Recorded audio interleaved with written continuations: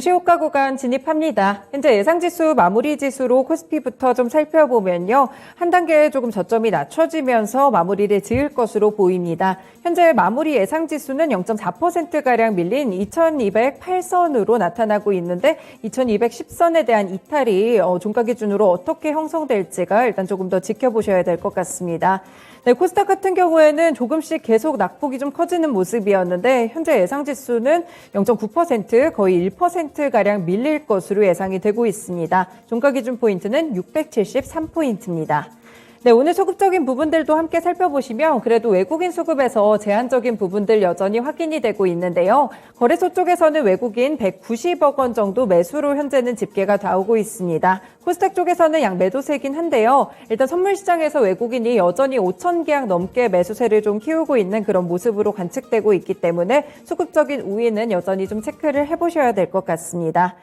네, 오늘 특징적인 종목들도 좀 하나하나 살펴볼까요? 네, 오늘 거래소 쪽에서 상한가에 도달하고 있는 종목들부터 보면은 경동인베스트가 이틀 연속 상한가에 도달합니다. 자회사를 통해서 티타늄 광물 조광권을 획득했다는 소식 때문에 어제 상한가에 도달한 모습이었는데 일단은 공시적인 부분을 보시면 조광권 취득은 사실이지만 티타늄 광물 개발 관련 내용은 확정된 바가 없다고 공시를 통해서 밝혔습니다. 아직까지 이 부분에 대한 구체적인 일정은 수립되지 않았고 경제성 평가도 수행한 바가 없다는 점을 밝혔고요. 오늘 코스닥 쪽에서는 상한가 도달한 종목 현재는 두 종목으로 집계되고 있습니다. 첫 번째가 삼육물산, 두 번째가 샤페론인데요. 샤페론의 경우에는 바이오 유럽 2022에 참가한다는 소식이 호재성 뉴스로 꼽히고 있고 글로벌 협력을 추진할 계획이라고 합니다. 네, 삼육물산 같은 경우에도 거래 제한폭까지 오르면서 6,090원에서 마무리할 준비를 하고 있는데요. 네, 다음 달부터 이제 일회용 플라스틱이라든지 이 종이 봉투 같은 부분들이 좀 금지가 된다고 하죠. 플라스틱 관련 종목들 좀 시세 나고 있다는 점까지 보셔야겠습니다. 네, 오늘 그리고 특징적으로 삼성 SDI 현재 구간 6% 정도 오름세로 관측이 되고 있는데요. 에코프로비엠과의 양극재 최대 공장을 설립했다는 소식과 더불어서 오늘장 시세 강하게 나오고 있습니다. 현재까지도 6% 이상에서 지지를 해주고 있고요.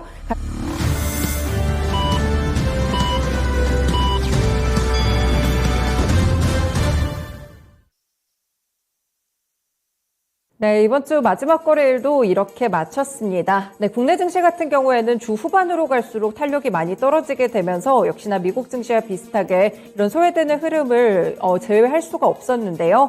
그렇다면 주변국 증시들은 어떤 흐름 기록했을지 아시아 증시부터 살펴보겠습니다.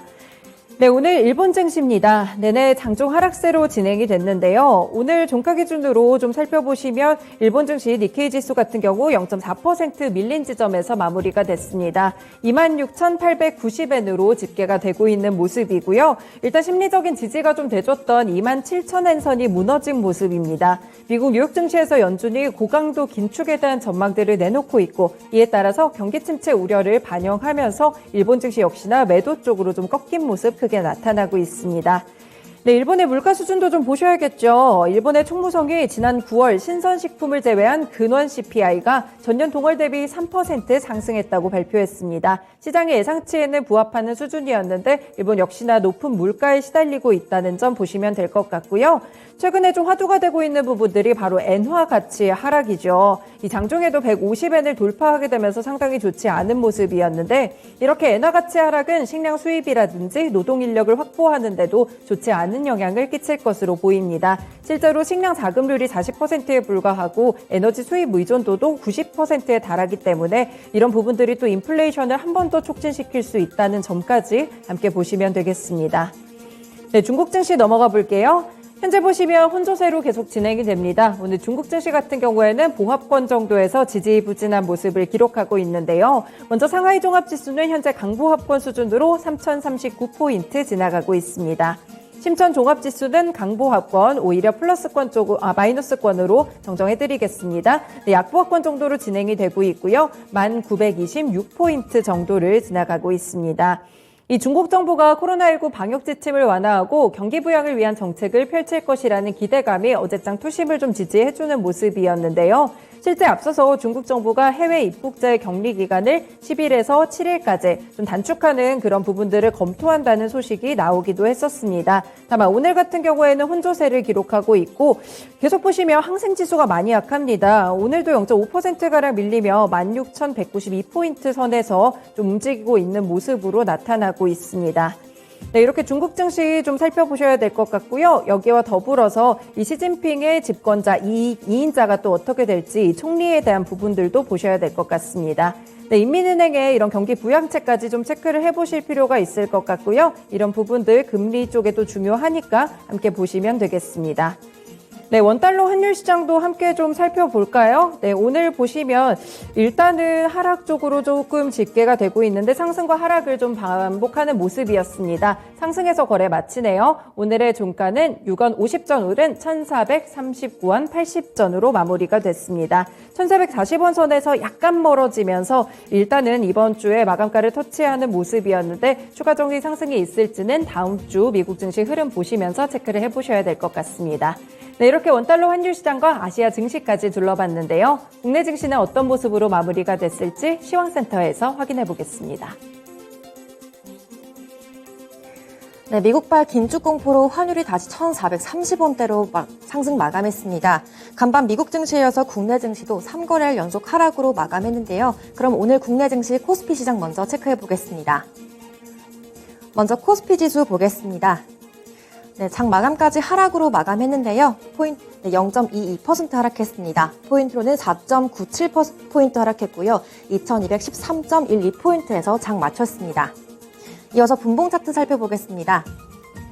코스피 지수 대체로 오전 중에 약보합권 흐름 이어가는데요. 낙폭을 키우면서 2200선 초반까지 갔지만 점심 구간 들어서 2220선 돌파하는 시도까지 나왔습니다.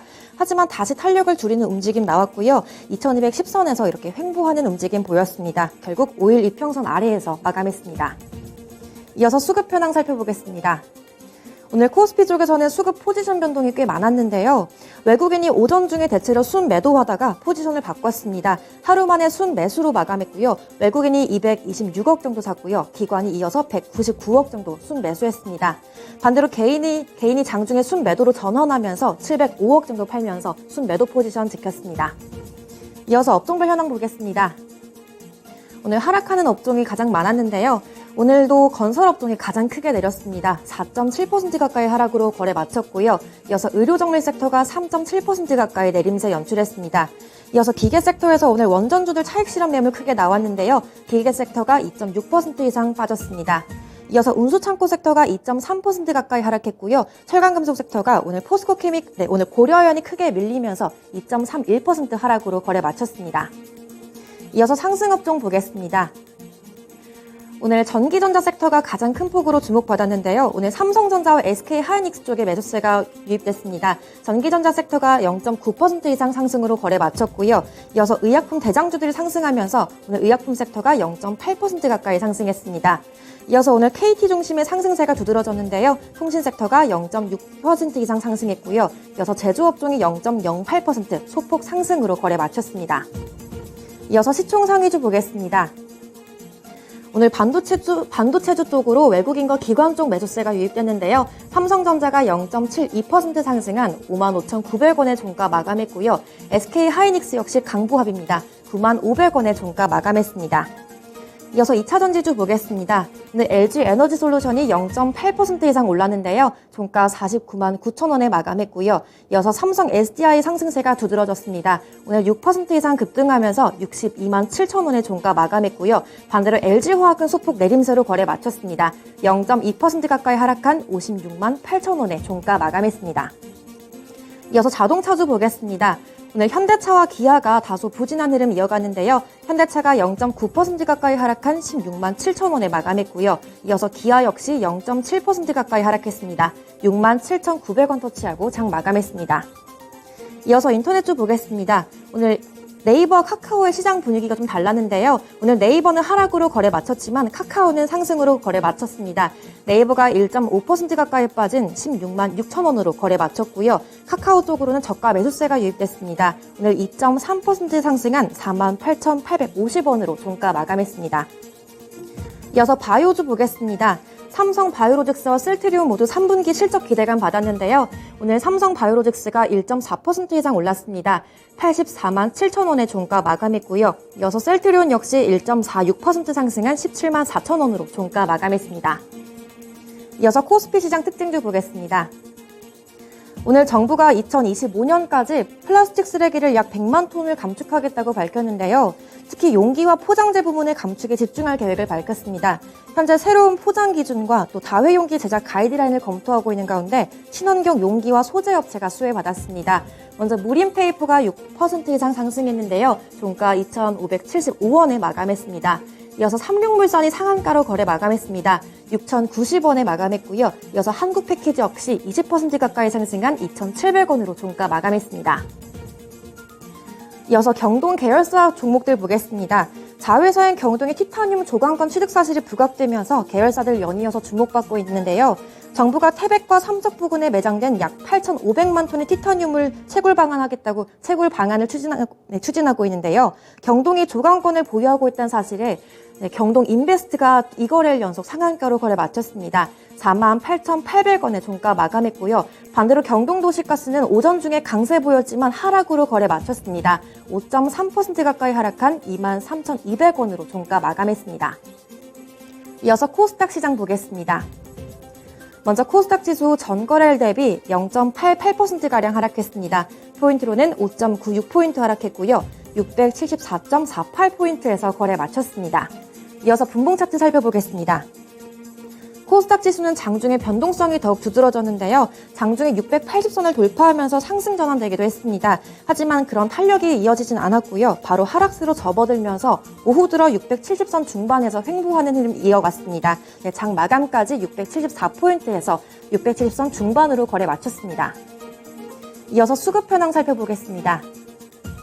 코스닥 시장 쪽에서는 개인 홀로 순매수 유지했는데요. 개인이 860억 가까이 샀고요. 반대로 외국인과 기관 쪽에서 동반 매도 우위 연출했습니다. 외국인이 591억 팔았고요. 기관이 285억 정도 팔면서 거래 마쳤습니다. 이어서 시총상 위주 보겠습니다. 코스닥 시장에서는 대체로 상승하는 종목이 많았는데요. 먼저 2차전지 소재주 대체로 상승했습니다. 먼저 에코프로비엠이 삼성 SDI와 니켈 공장 설립 소식에 오늘 급등했는데요. 4.3% 이상 상승했습니다. 10만 6,400원으로 종가 마감했고요. 오늘 LNF는 다소 부진했습니다. 약보합으로 거래 마쳤고요. 0.73% 하락한 20만 3,500원으로 거래 마쳤습니다. 반대로 에코프로는 강보합입니다. 0.3% 이상 상승했고요. 14만 7천원에 거래 마쳤습니다. 이어서 제약바이오주 보겠습니다. 오늘 셀트리온 헬스케어가 상승으로 마감했는데요. 0.95% 상승했습니다. 6만 3,900원으로 종가 마감했고요. 최근에 공매도 여파의 하락세 이어지고 있는데요. HLB가 3거래일 연속 하락하고 있습니다. 3.53% 내린 3만 6,850원으로 종가 마감했습니다. 이어서 셀트리온 제약 보겠습니다. 오늘 강보합이고요. 0.3% 가까이 상승한 6만 3,200원으로 종가 마감했습니다. 이어서 게임주 보겠습니다. 오늘 카카오게임즈와 펄어비스 상승으로 거래 마쳤고요. 카카오게임즈가 1.8% 상승한 3만 7,900원으로 종가 마감했습니다. 이어서 펄어비스는 강보합이고요. 0.62% 상승한 4만 350원으로 종가 마감했습니다. 이어서 반도체 장비주인 리노공업 상승으로 마감했고요. 오늘 리노공업이 1.6% 가까이 상승했습니다. 13만 5,100원에 종가 마감했습니다. 이어서 코스닥 시장 특징주 보겠습니다. 오늘 우크라이나 재건 관련주들이 상승으로 거래 마쳤는데요. 미국이 우크라이나와 합동 태스크포스를 구성한다는 소식에 관련주들 수급 몰렸습니다. 양국은 합동 TF 구성이 완료되는 대로 에너지 인프라와 또 경제 지원에 대한 방안을 논의할 계획이라고 밝혔는데요. 이러한 소식에 서한기계공업 그리고 SY 같은 기계 관련주들 상승 탄력 좋았습니다. 이어서 코스피 시장 쪽에서 건설주 가운데 삼부토건이 7% 이상 상승했고요. 종가 1,500원으로 거래 마쳤습니다. 이어서 마케팅 대행 관련주들 오늘 막판에 상승 좋았는데요. 삼성전자가 쇼폼 동영상 플랫폼 시장에 진출한다고 밝혔습니다. 쇼폰 플랫폼인 틱톡과 협업해서 스탬드롭이라는 새로운 음악 플랫폼을 공개할 것이라고 밝혔는데요. 글로벌 엔터사들과의 파트너십 효과로 마케팅 효과도 기대되고 있습니다. 그 가운데 FSN이 자회사가 틱톡에 광고 대행을 하고 있다는 소식 부각됐고요. FSN이 14% 이상 급등했습니다. 종가 3,770원으로 마감했고요. 이어서 광고 대행사인 와이즈버즈 역시 21% 가까이 급등했습니다. 종가 1,415원으로 거래 마쳤습니다. 이어서 최근에 상장한 샤페론이 오늘 상한가로 거래 마쳤는데요. 바이오 유럽 2022에 참가해서 글로벌 제약 바이오 기업들과 파트너십을 추진할 계획을 밝혔습니다.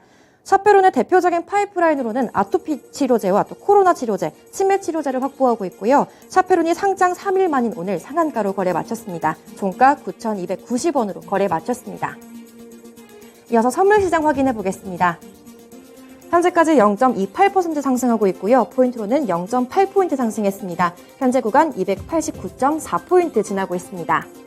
이어서 수급 현황 살펴보겠습니다. 현재까지 개인과 기관 쪽에서 매도 물량 들어오고 있는데요. 개인이 807계약 정도 순매도하고 있고 기관 쪽에서 5,905계약 정도 크게 매도 물량 들어오고 있습니다. 반대로 외국인 쪽에선 사고 있는데요. 6,728계약 정도 순매수 포지션 유지하고 있습니다. 지금까지 마감 시황 전해드렸습니다.